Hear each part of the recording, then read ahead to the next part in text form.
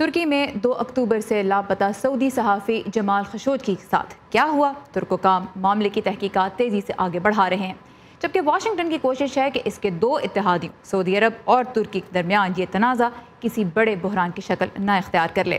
تو تفصیلات کے لیے ہم چلیں گے اس وقت نیلوفر مغل کے پاس۔ نیلوفر، اب تک کی تازہ ترین معلومات کیا ہیں؟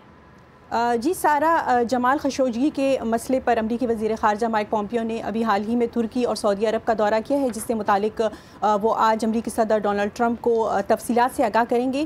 امریکی وزیر خارجہ مائک پومپیو کا یہ کہنا ہے کہ سعودی عرب میں جو رہنما تھے ان سے ملاقات کے دوران وہ جمال خشوگی کی گمشدگی کے حوالے سے کسی قسم کی کوئی بات نہیں کرنا چاہتے تھے۔ دوسری جانب امریکی صدر ڈونلڈ ٹرمپ نے ترکی پر زور دیا ہے کہ اگر ان کے پاس اس گمشدگی کے حوالے سے کسی قسم کا کوئی آڈیو یا ویڈیو انٹیلیجنس ہے تو وہ اسے امریکہ کے ساتھ شیئر کرے۔ ان کا یہ بھی کہنا ہے کہ سعودی عرب چونکہ پرانا اتحادی ہے امریکہ کا اور وہ طویل عرصے سے امریکہ سے فوجی ساز و سامان اور دیگر چیزیں خریدنے والا ایک بڑا ملک ہے۔ دوسری جانب ہم دیکھ رہے ہیں کہ ترکی کے اندر سعودی قونصلیٹ میں تحقیقاتی ٹیمیں آئی ہیں، انہوں نے تحقیقات کی ہیں اور یہ اس ہفتے میں دوسری بار ہے کہ تحقیقاتی ٹیم وہاں معلومات اکٹھی کرنے کے لیے آئی ہیں۔